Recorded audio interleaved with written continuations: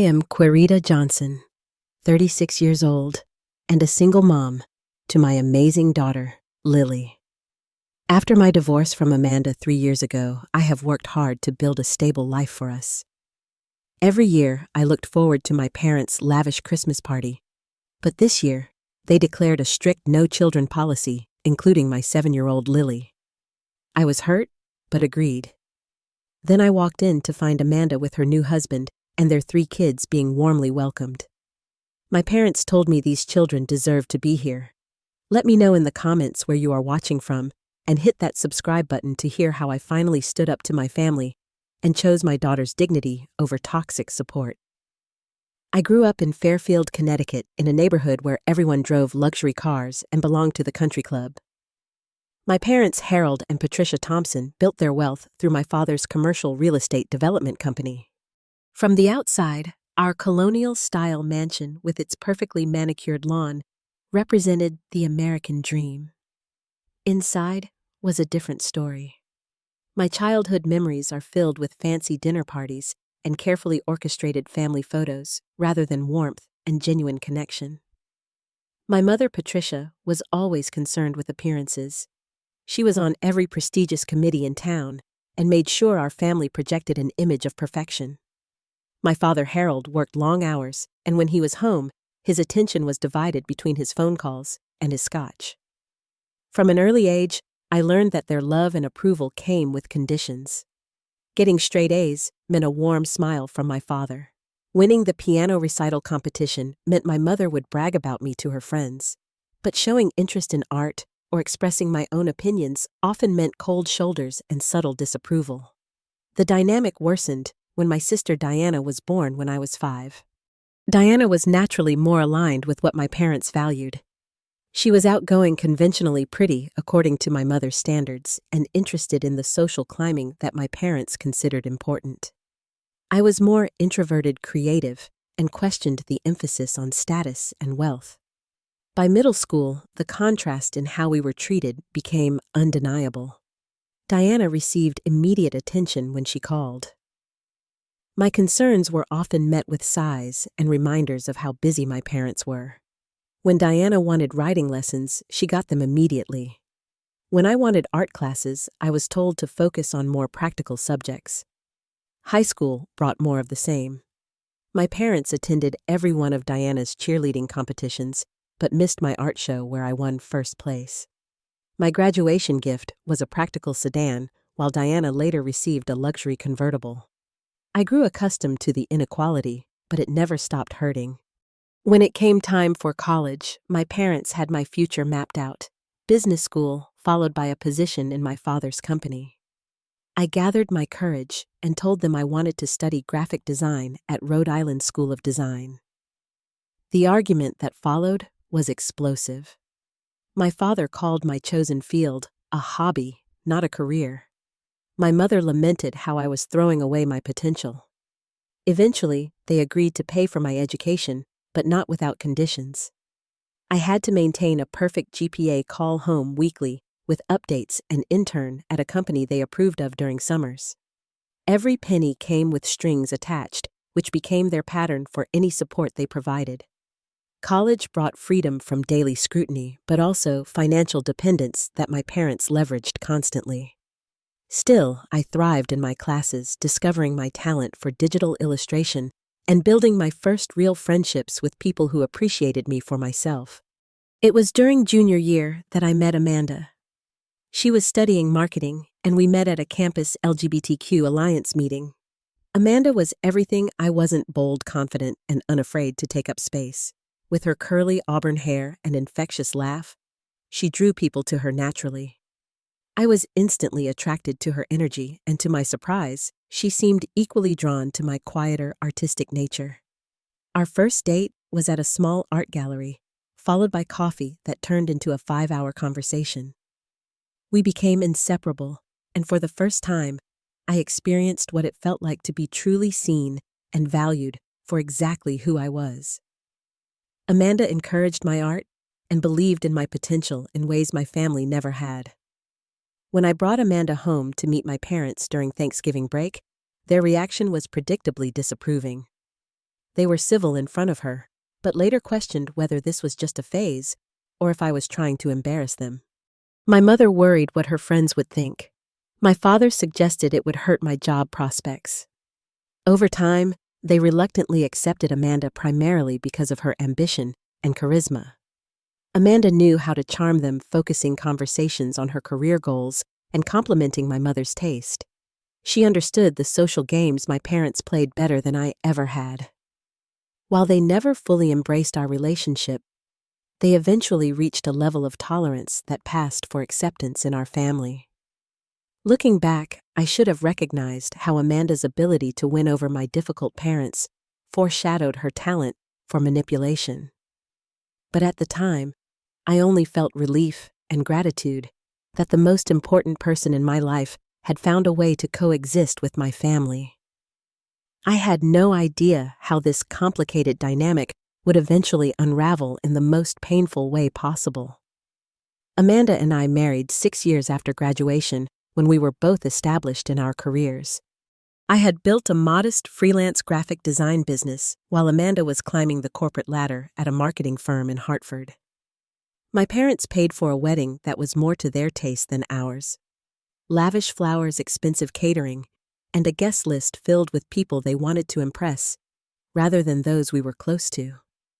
The ceremony was beautiful, but felt more like my parents' event than ours. My mother micromanaged every detail from my dress, which she insisted needed to be more traditional than the contemporary style I preferred to the classical music quartet that replaced the acoustic guitarist we had chosen. Amanda seemed to find my parents' involvement amusing rather than frustrating, telling me to pick my battles and focus on our future together. 2 years into our marriage, we decided to start a family.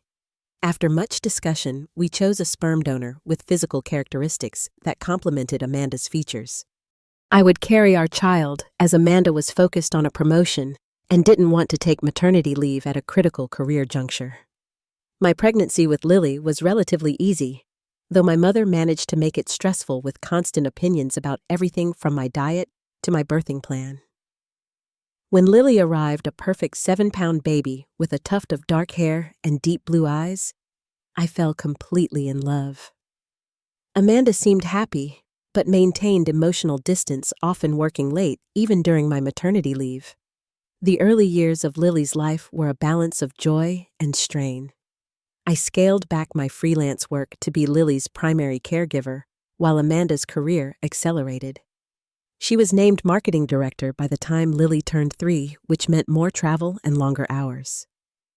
I was proud of her success, but increasingly felt like a single parent. My parents were involved grandparents in their own conditional way. They showered Lily with expensive gifts, but rarely offered practical help like babysitting. My mother criticized my parenting choices, from my decision to use cloth diapers to my insistence on limiting screen time. They created a college fund for Lily, but used it as leverage whenever I made decisions they disagreed with. The first significant cracks in our marriage appeared around Lily's 4th birthday. Amanda started coming home later and later, often smelling of alcohol. When present, she was distracted, constantly checking her phone. Our conversations became superficial, focused on logistics rather than connection. Intimacy faded, and when I tried to discuss it, Amanda blamed work stress and my focus on motherhood. I suggested couples therapy, which Amanda reluctantly agreed to, but often canceled at the last minute due to work emergencies. I tried arranging date nights, leaving Lily with a trusted babysitter, but Amanda would frequently cut these evenings short for work calls. The truth revealed itself on a rainy Tuesday afternoon. Amanda had left her laptop open when she rushed out for a meeting. A notification popped up from someone named Jackson with a message preview that made my stomach drop. "What I see in you is everything I've ever wanted." Last night was amazing. With shaking hands, I opened the message thread and discovered months of intimate exchanges between Amanda and her coworker Jackson. There were declarations of love, explicit descriptions of their encounters, and worst of all, plans for their future together. Some messages dated back to before Lily's 4th birthday, over a year of deception, while I worked to save our marriage. When confronted, Amanda didn't deny it. Instead, she seemed almost relieved, admitting she had been planning to leave for months, but couldn't find the right time. She claimed we had grown apart, that I was too focused on Lily and not enough on her. She said Jackson understood her ambition in ways I never had. The woman I had built my life around had constructed an elaborate exit strategy while pretending everything was fine. The divorce was as brutal as our marriage had been seemingly ideal. Amanda hired an aggressive attorney who portrayed me as a financially dependent spouse with limited income potential. Despite being Lily's primary caregiver since birth, I had to fight for custody against Amanda's claims that her financial resources could provide a better life for our daughter. My parents surprisingly took my side during the divorce, though their support came with familiar strings attached. They paid for my attorney, but reminded me constantly that they had warned me about marrying Amanda. They suggested that if I had been less focused on art and more on a lucrative career, Amanda might not have strayed. Even in my deepest pain, they found ways to highlight my perceived failures. After months of legal battles, we reached a settlement. I received primary physical custody of Lily, with Amanda having weekend visitation. The financial settlement was less favorable, with minimal alimony despite the career sacrifices I had made during our marriage. Child support was established, but proved to be inconsistently paid as months went on. The divorce left me emotionally shattered and financially vulnerable. At 33, I found myself rebuilding my life from scratch, with a 5-year-old daughter depending on me for stability and security.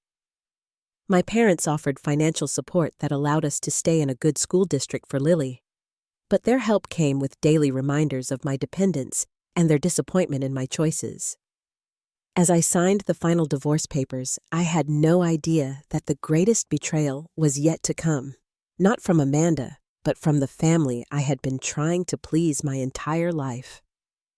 The months following the divorce were a blur of practical challenges and emotional healing. Lily and I moved from the spacious suburban house we had shared with Amanda to a 2-bedroom apartment that stretched my budget despite my parents' assistance. The apartment was in the same school district, allowing Lily to maintain friendships and routines during an otherwise tumultuous time. Those first weeks, Lily would ask nightly when we were going home or when Mama Amanda would come back. Each question pierced my heart. I worked with a child therapist to help Lily process the changes in age-appropriate ways. Together, we created a calendar that showed when she would be with me and when with Amanda, giving her some predictability in our new reality. My own therapy sessions became a lifeline as I processed not only Amanda's betrayal, but my lifetime pattern of seeking approval from people who were incapable of giving unconditional love. My therapist helped me recognize that my parents' financial support, while practical, was reinforcing harmful patterns from my childhood. Still, with inconsistent child support payments from Amanda and the need to build my freelance business back up, I couldn't immediately break free from their help. I focused on creating stability through new routines and traditions with Lily. Sunday morning pancakes became our special time. We turned part of the living room into an art corner where we would paint together. On difficult nights when Lily missed her other home, we would build blanket forts and read stories until she fell asleep. Lily began spending every other weekend with Amanda, returning with stories about fun outings and special treats. I swallowed my hurt and jealousy, knowing that regardless of what Amanda had done to me, Lily deserved a positive relationship with both parents. About 6 months after the divorce, Lily came home from a weekend visit with news that made my heart sink. "Mommy Amanda and Jackson are living together now," she announced casually while unpacking her backpack. "And Jackson has a really big TV where we watched movies." I had suspected Amanda was seeing Jackson throughout the divorce proceedings, but hearing that they were already living together and that my daughter was being integrated into their life hit me hard. I maintained my composure in front of Lily, asking neutral questions about her weekend while dying inside. Through the grapevine of mutual friends, I learned more details that Amanda hadn't bothered to share with me. She and Jackson had purchased a luxury townhouse together. He had been promoted to creative director at the agency where they both worked. They were becoming a power couple in local marketing circles, their affair apparently causing no professional repercussions. The most painful rumors suggested they were planning to have children together soon. The thought of Amanda creating a new family while our own lay in ruins was almost unbearable. I threw myself into work, expanding my freelance business to include children's book illustration, which allowed me to work from home and be available for Lily. My parents continued their pattern of financial support, coupled with criticism. They paid Lily's private school tuition directly a school they had selected without consulting me. They covered the gap between what I could afford and what it cost to live in our current apartment. Each check came with questions about my job prospects, suggestions that I should find a more stable position, and not so subtle digs about my failure to maintain my marriage. I began setting small boundaries, like limiting our Sunday dinners at their house to twice monthly rather than weekly. I stopped sharing details about my therapy sessions when my mother used them as evidence that I was unstable. I filtered information about Amanda, tired of my father's comments about how I should have fought harder to save the marriage. As the seasons changed and the first anniversary of our separation approached, I noticed a subtle shift in Lily's reports about her weekends with Amanda. She mentioned meeting Jackson's parents. She talked about Amanda being too busy to play with her sometimes. One concerning Sunday evening, she returned with a stomachache, explaining that Amanda had yelled when she spilled juice on their new white couch. I documented these incidents carefully, not yet ready to revisit custody arrangements, but wanting to be prepared if needed. My primary focus remained creating a haven of security and love in our home, where Lily could express her feelings without judgment and be a child without walking on eggshells. By the time the holiday season approached, I felt proud of the progress we had made. Lily was thriving in school, making new friends, and her nightmares had largely subsided. My illustration business had secured a contract for 2 children's books, providing some financial breathing room. We were far from healed, but we were moving forward together. Then the invitation to my parents' annual Christmas party arrived, with its adults-only designation in elegant script, and set in motion a series of events that would force me to confront the final illusions I held about my family. The invitation arrived on a Tuesday afternoon in early December, an elegant cream-colored envelope with my name written in my mother's perfect calligraphy. Inside was the familiar annual invitation to the Thompson family Christmas celebration held every year on December 23rd. What wasn't familiar was the notation at the bottom, adults-only event, written in the same elegant script as the rest of the invitation. At first, I assumed it was a general note for all guests. My parents' Christmas party had always been a family affair, with children running around and grandparents doting on them. It was the one event where my father relaxed his usual formality, even donning a Santa hat for photos with the grandchildren.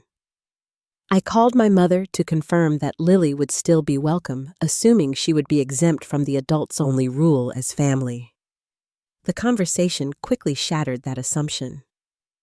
"Oh, querida," my mother said, with a sigh that immediately transported me back to childhood disappointments, "we decided the party will be more sophisticated this year." "No children at all, I'm afraid. Surely you can find a sitter for one evening." I was stunned. But Mom Lily has been looking forward to seeing the Christmas tree and doing the ornament exchange with her cousins. It's tradition. "Well, traditions evolve," she replied dismissively. "We're focusing on an elegant evening this year. Patricia Hammond is bringing her famous eggnog martinis, and we're having a string quartet instead of those awful Christmas carols the children always demand. I'm sure Lily will understand." The conversation continued with me expressing my concerns, and my mother deflecting each one. When I asked about my nieces and nephews, she confirmed they also weren't invited. When I pointed out that Christmas was specifically meaningful for children, she suggested I was being dramatic. When I offered to keep Lily upstairs in the playroom during the adult portions, she firmly refused. After hanging up, I sat with my confusion and hurt. The Christmas party had always been inclusive of family regardless of age. My parents had 5 grandchildren between Diana and me, and all had previously been welcome. The sudden change made no sense, especially since my parents regularly complained about not seeing Lily enough. I called my sister Diana, hoping for insight. She answered while clearly in the middle of wrangling her 3 children, ages 8, 6, and 4. "Can you believe this adults-only Christmas party nonsense?" she said, before I could even bring it up. "Mom just told me I need to find childcare for all 3 kids on one of the busiest nights of the holiday season. As if that's even possible." "So, your kids aren't invited either?" I asked, feeling both validated and more confused. "Nope. Apparently the grandchildren she's always showing off in Facebook photos aren't sophisticated enough for this year's soiree," Diana said bitterly. "Something feels off about the whole thing. Dad loves having the kids there for Christmas." We speculated about possible reasons, from my mother wanting to impress new friends to my father having health issues they weren't disclosing. Neither explanation felt satisfactory. Diana promised to ask more questions when she saw our mother at her garden club meeting later that week. The next challenge was finding childcare. December 23rd was nearly impossible. Most babysitters were either traveling to see their own families or already booked for holiday parties. After calling everyone in my contact list, I finally secured a favor from my neighbor, Mrs. Abernathy, a kind retiree who adored Lily. She agreed to watch her for the evening, though I felt terrible imposing during the holidays. Telling Lily was the hardest part. She had been talking about Grandma's Christmas party for weeks, especially the tradition where each grandchild received a special ornament representing something important from their year.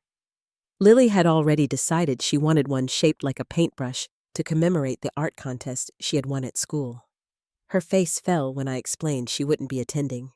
"But I already picked out my dress," she said softly. "The one with the sparkles that Grandma gave me for my birthday. She said I looked like a princess in it." I promised we would have our own special evening before the party, making Christmas cookies and hot chocolate. While Lily accepted the change with more grace than I expected, her quiet disappointment was harder to bear than tears would have been. The week before the party, my mother called to confirm I would be attending and to remind me again about the no children policy.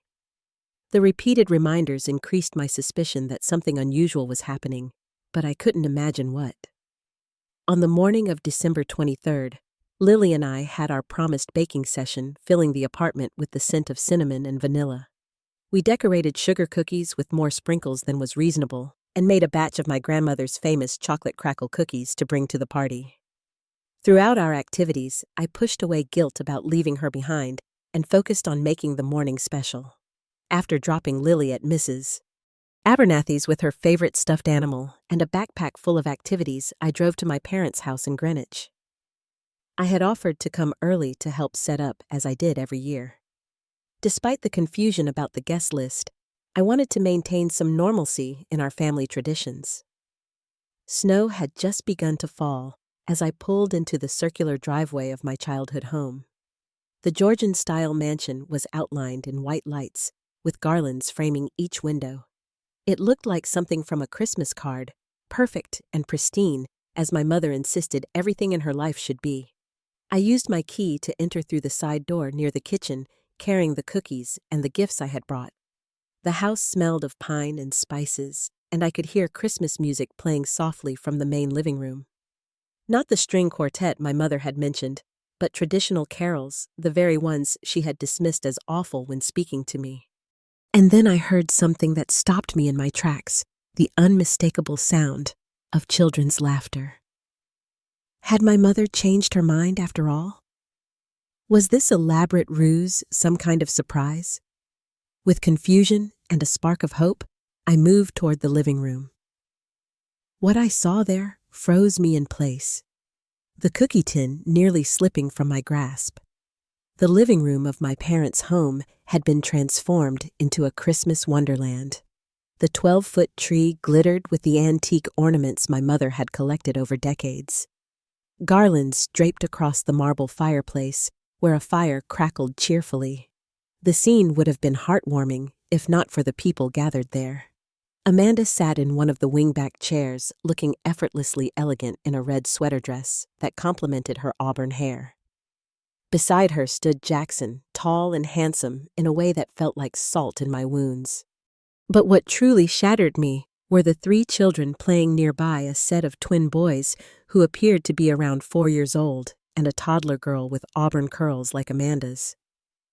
My parents were there too, my father on his knees helping one of the twins build something with colorful blocks, my mother adjusting a ribbon in the little girl's hair. They all looked like a perfect family tableau, something from a holiday movie. I stood unnoticed in the doorway, unable to process what I was seeing. My lungs seemed to forget how to draw breath. The room tilted slightly, as if the foundation of my reality had shifted. The twin boys must have been conceived while Amanda and I were still married. The evidence of her betrayal was playing with my father's antique train set. It was my mother who finally noticed me. "Oh, querida," she exclaimed with a smile that didn't reach her eyes. "You're early. We weren't expecting you for another hour." Her words broke the frozen moment. Amanda looked up, her expression shifting quickly from surprise to something like smugness. Jackson stood straighter, placing a possessive hand on Amanda's shoulder. "I see you found childcare for Lily," my mother continued, as if this situation were perfectly normal. "Come in and meet everyone properly." I stepped into the room on legs that felt disconnected from my body. The cookie tin and gift bags were still clutched in my hands, anchoring me to a reality that no longer made sense. Amanda stood to greet me with an air kiss near my cheek. The familiar scent of her perfume sent a wave of conflicting emotions through me. "Querida," she said with false warmth. "It's good to see you. You look well?" Before I could respond, she gestured to the children. "These are our boys, Jason and Jaden. They're 4 now. And this little princess is Emma. She just turned 2, 4 years old. The twins had been born 7 months after our divorce was finalized." Simple math confirmed what I had already guessed. Amanda had been pregnant during our divorce proceedings, carrying Jackson's children while fighting me for assets and custody of Lily. My father finally stood, brushing off his knees. He had the decency to look slightly uncomfortable, but covered it with his businessman's smile. "We're so glad you could join us, querida. The boys have been excited to meet their sister's mother." "Sister." The word echoed in my head. These children were Lily's half-siblings, a connection my parents clearly valued more than their relationship with their own granddaughter. Jackson approached with his hand extended.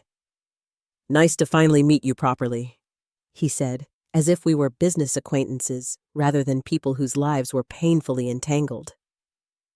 "Amanda has told me so much about you." I ignored his hand, turning instead to my mother. "Why are there children at this party?" I asked, my voice steadier than I felt. "I was told it was an adults-only event." My mother had the grace to flush slightly, but recovered quickly. "Well, these children are family," she said, smoothing her already perfect hair. "We thought it was important for them to be included in our traditions." "And Lily isn't family," I countered, feeling heat rise in my face. A moment of uncomfortable silence followed, broken by my father clearing his throat. "Of course she is," he said unconvincingly. "It's just complicated, querida. These children rarely get to experience a proper family Christmas. They deserve to be here. Deserve." The word struck me like a physical blow. My daughter, who had cried at being excluded from the family tradition, somehow didn't deserve to be there, while the children of the woman who had betrayed me were welcomed with open arms.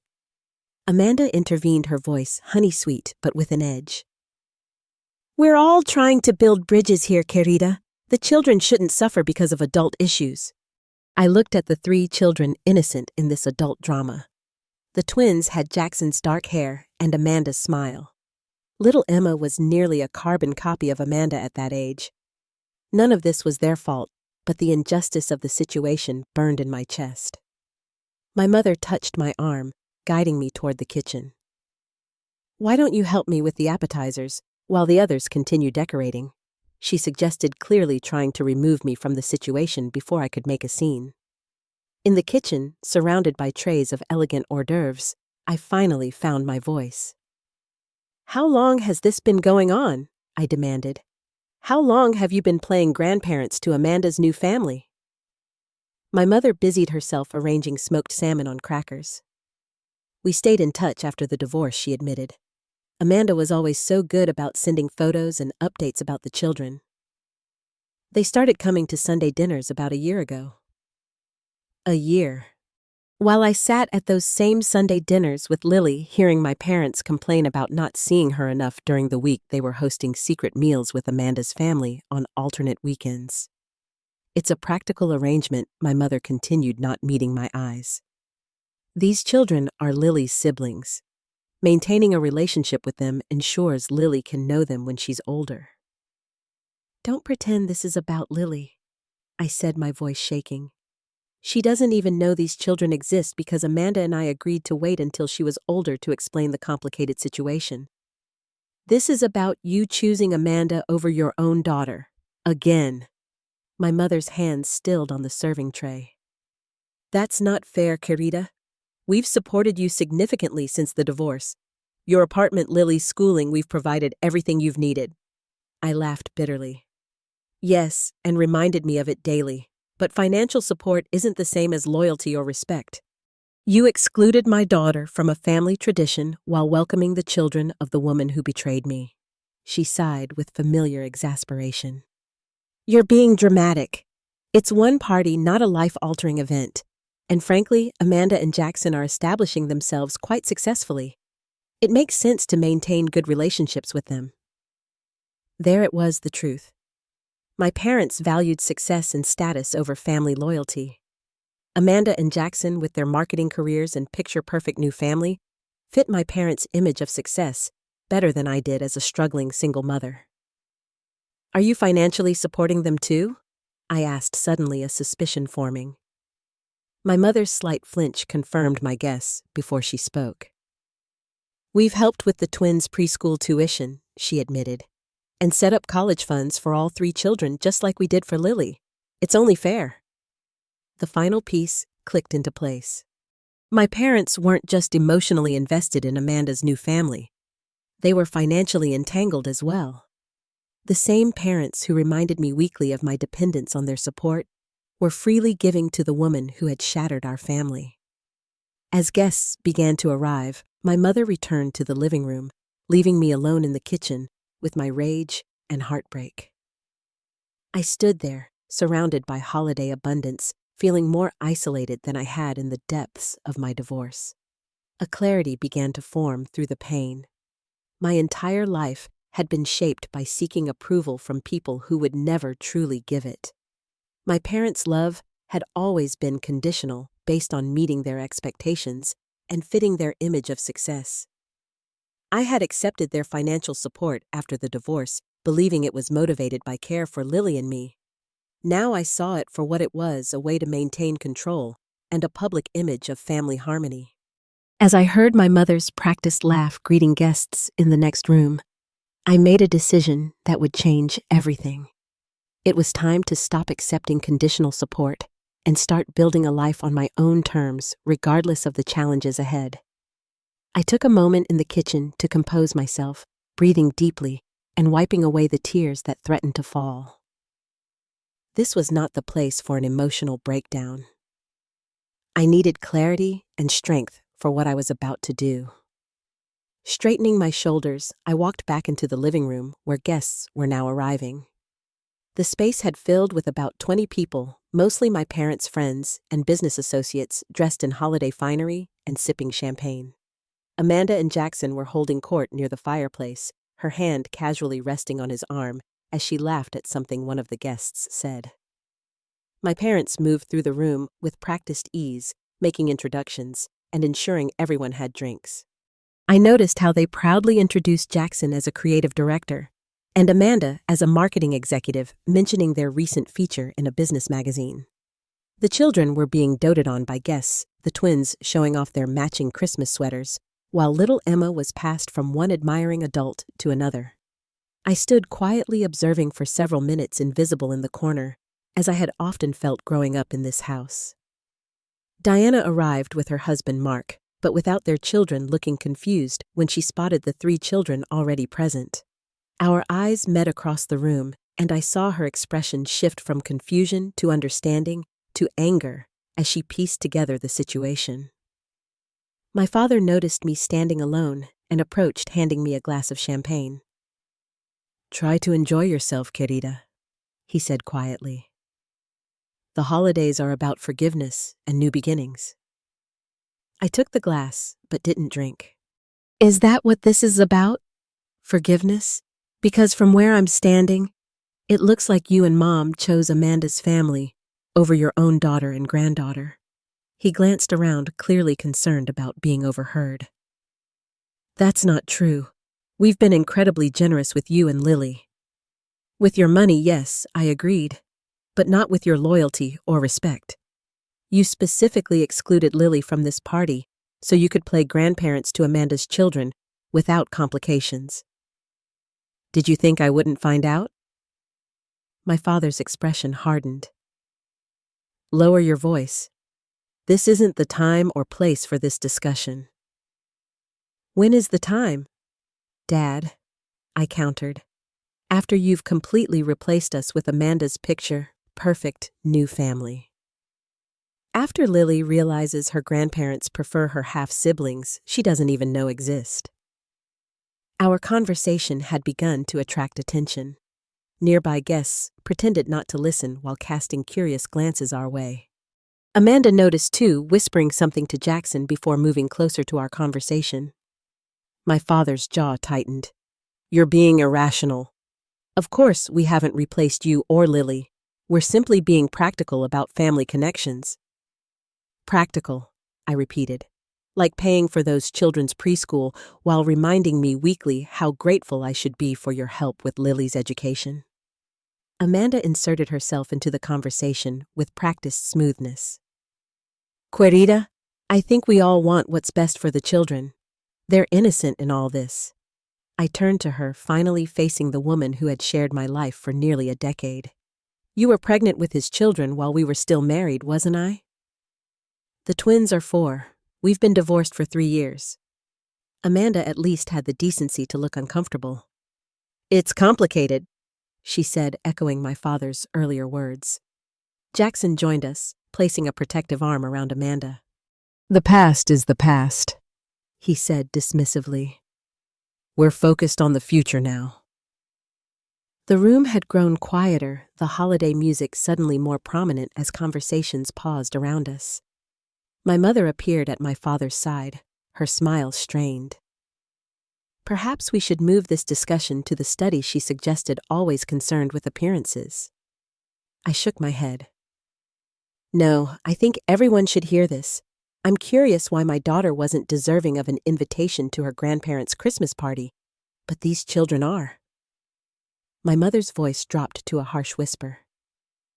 "Querida, you're making a scene." Diana approached, standing beside me in silent support. "I'd like to know too, Mom," she said. "Why are Amanda's children here when you told me mine couldn't come?" My father attempted to regain control of the situation. "This is neither the time nor place," he said firmly. "We can discuss family matters privately." "Family matters," I repeated.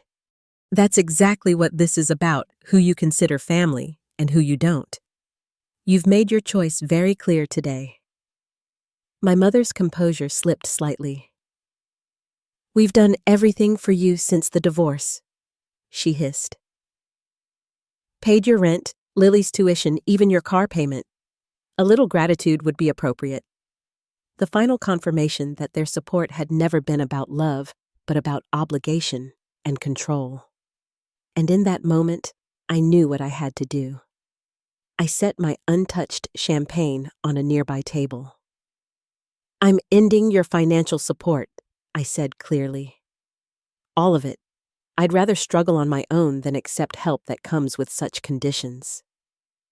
My father's face reddened. "Don't be foolish.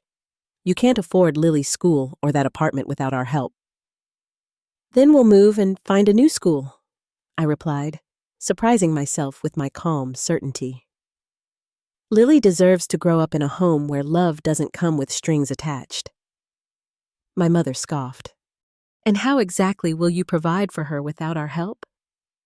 Your little drawings barely cover groceries. I felt Diana's hand on my shoulder, steadying me. She stepped forward. Maybe if you'd supported Carita's career the way you've supported Amanda's, she wouldn't need your help at all, she said. I'm done with this too. No more Sunday dinners, no more pretending we're a happy family while you play favorites. My parents looked genuinely shocked, as if they couldn't comprehend that their children would reject their financial control.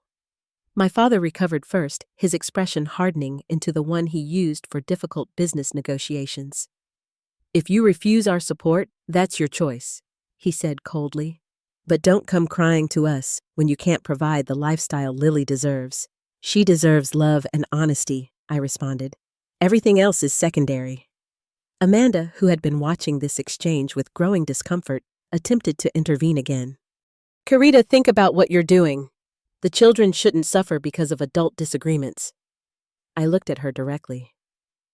My child is suffering right now, excluded from her family tradition, while you parade your new family in front of everyone. I'm putting a stop to it today. Jackson stepped forward, his patience visibly wearing thin. Look, we were invited here as family. If you have issues with your parents' decisions, that's between you and them. Something in his dismissive tone snapped the last of my restraint. Family? I laughed incredulously. You helped destroy my family, and now you're playing happy holidays in my childhood home while my daughter sits with a neighbor. And everyone here is pretending this is normal. The room had gone completely silent now, the Christmas music the only sound, as guests watched our family implode with the fascinated horror of witnessing a car crash. My mother made one last attempt to salvage her perfect party. Carita, I think you should leave, she said tightly. You're upset and not thinking clearly. I'm thinking more clearly than I have in years, I replied. I'm done seeking approval from people who will never truly give it. I'm done accepting financial support that's used as leverage. And I'm done pretending we're a loving family when it's obvious where your priorities lie. With those words, I turned and walked through the stunned crowd toward the door. Diana followed her husband Mark, quickly joining us. As we reached the entryway, I heard my father call out, "If you walk out now, don't expect our help when this independent streak fails," he warned. I paused at the door, turning back to face the room one last time. I would rather fail on my own terms than succeed on yours, I said clearly. Lily and I will be just fine. And with that, I walked out into the gently falling snow, leaving behind the beautiful prison of conditional love and financial control that had shaped my entire life. For the first time in 36 years, despite the uncertainty ahead, I felt truly free. I retrieved Lily from Mrs. Abernathy's apartment earlier than planned, my mind racing with practical concerns, even as my heart felt strangely light. Mrs. Abernathy looked surprised to see me so soon, but asked no questions when she saw my expression. Lily was in the middle of a Christmas movie, contentedly eating popcorn, and seemed almost disappointed to leave the cozy evening she was having. On the drive home, I kept the conversation light, asking about the movie and Mrs. Abernathy's cat. Inside, I was calculating numbers frantically, our savings, my upcoming illustration payments, potential, cheaper apartments in neighboring towns with decent schools. The reality of what I had done was beginning to sink in, but I felt no regret, only a growing determination. That night, after Lily was asleep, I sat at our small kitchen table with a notebook, making lists and plans by the light of our modest Christmas tree. The financial picture was daunting. Without my parents' support, we would need to move within 2 months when our lease renewal came due. Lily would have to leave her private school after the current semester. My freelance work would need to increase substantially, which meant less time at home with Lily. Yet despite these challenges, I felt a clarity I hadn't experienced in years. The constant undercurrent of obligation and judgment that accompanied my parents' support had been exhausting in ways I hadn't fully recognized until it was gone. I slept more peacefully that night than I had in months. Christmas Eve morning, Lily and I made pancakes shaped like snowmen. As we sat eating, I knew it was time for an age-appropriate version of our new reality. Lily, I need to tell you about some changes that will be happening in the new year. I began carefully. She looked up maple syrup on her chin. Are we going to Grandma and Grandpa's for New Year's, no sweetie? I said gently. Actually, we're going to be seeing less of Grandma and Grandpa for a while. And in a few months, we'll be moving to a new apartment and you'll be going to a new school. Her little forehead wrinkled in confusion. Did I do something wrong? Is Grandma mad at me? My heart broke at her immediate assumption that she was somehow at fault. No, absolutely not, I assured her. This is a grown-up situation that has nothing to do with you. Grandma and Grandpa love you very much. I paused, careful not to say anything that would damage their relationship with her despite everything. Sometimes, adults have disagreements, and right now, Mommy needs to make some changes for us. To my surprise, Lily seemed to accept this with remarkable maturity. Will our new place have a park nearby? She asked, practical in the way only children can be. I smiled, relieved at her resilience. I'll make sure it does, I promised. And maybe we can have a room where we can set up a proper art space for both of us. She brightened at this. With an easel like at school? Definitely with an easel, I agreed. The conversation shifted to what our new home might look like, Lily's imagination turning what could have been a frightening change into an adventure. I marveled at her adaptability and promised myself that whatever financial challenges lay ahead, I would create a home where she felt secure and valued. The next day, after a quiet Christmas morning opening presents under our tree, I began taking practical steps toward independence. I contacted a financial advisor who specialized in working with divorced women, making an appointment for the first week of January. I researched affordable housing options in nearby towns with decent public schools. I reached out to former clients and contacts, putting out feelers for additional illustration work.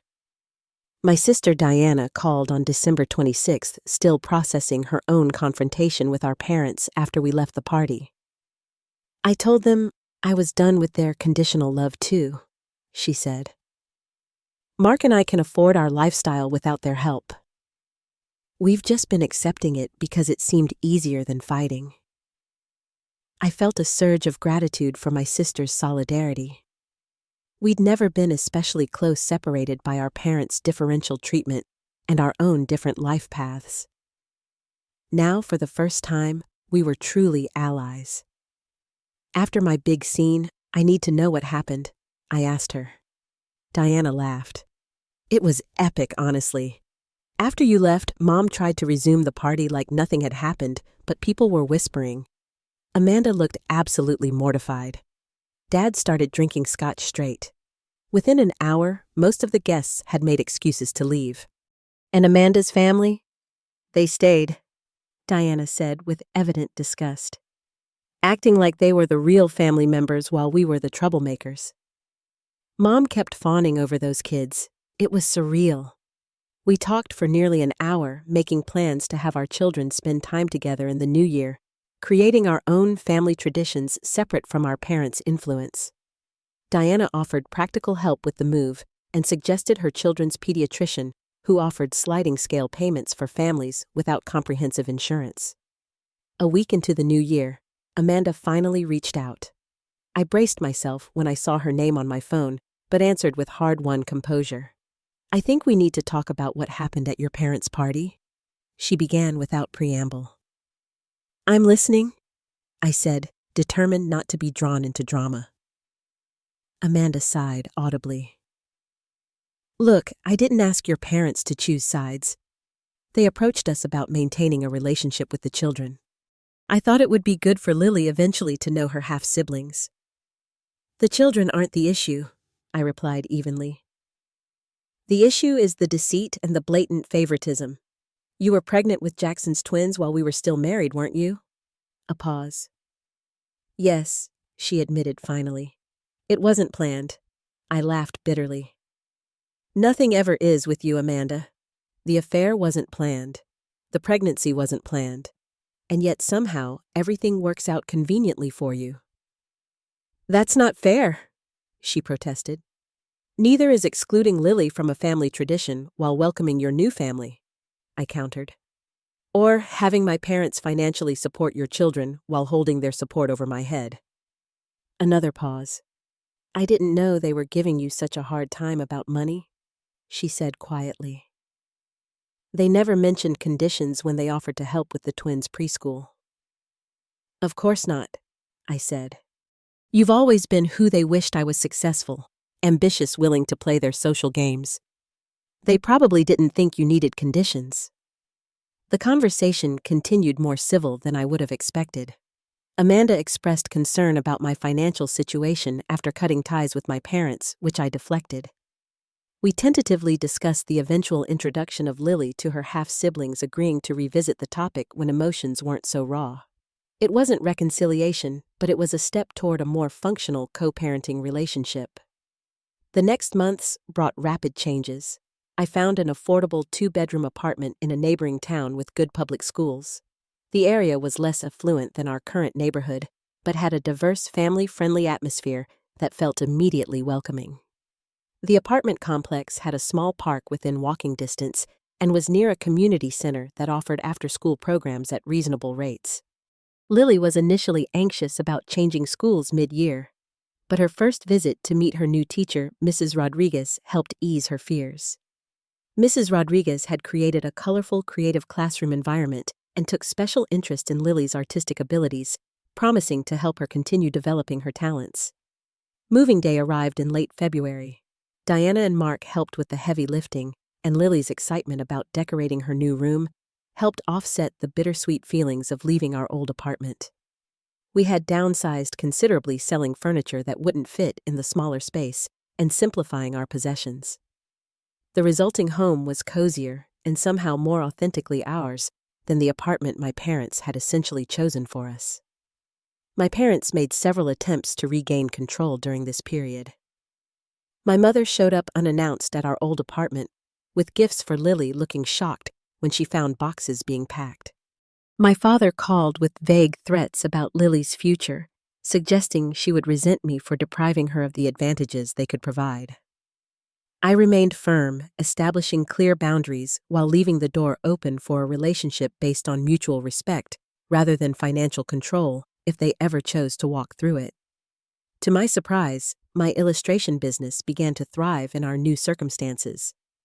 The children's book contract led to a series opportunity, and my portfolio expanded to include educational materials and magazine work. While we weren't living luxuriously, we were managing independently, which brought a satisfaction that no amount of financial security with strings attached could match. By summer, Lily had fully adjusted to our new life. She had made friends in the neighborhood and was thriving in her new school. We had established new traditions like Sunday morning farmers market visits and Friday night pizza and art sessions. Her weekends with Amanda continued, and gradually the tension around handoffs diminished. In June, 6 months after the Christmas party confrontation, I received an unexpected letter from my grandmother Dorothy, my father's mother, who lived in Arizona. We had always been close, but distance, and her health issues had limited our contact in recent years. The letter contained a check that momentarily took my breath away, and a note explaining that she had been following the family situation through conversations with Diana. I won't insult you by trying to replace Harold and Patricia's financial support, she wrote, but I want you to know that not all family love comes with conditions. This is for Lily's education fund to be used however you see fit for her future. No strings, no expectations, just love.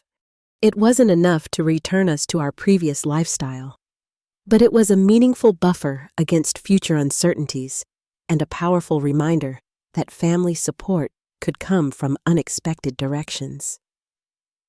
I called my grandmother that evening, both of us in tears, as we reconnected and made plans for her to visit in the fall. The most significant change, however, was within me. The constant anxiety about pleasing my parents had evaporated, replaced by confidence in my own decisions. The guilt I had carried about the divorce, subtly reinforced by my parents' comments about my failures, had lifted. I was sleeping better, laughing more easily with Lily, and finding joy in simple pleasures that had previously been overshadowed by stress. A year after that fateful Christmas party, Lily and I celebrated the holiday in our cozy apartment with Diana's family and my grandmother, who had traveled from Arizona despite her arthritis. We ate simple food on mismatched dishes, exchanged modestly priced but thoughtful gifts, and sang carols around our small tree. The children played together happily, cousins building memories that had nothing to do with status or appearance. My parents had eventually softened their stance, offering a strained olive branch in the form of birthday gifts for Lily and occasional phone calls.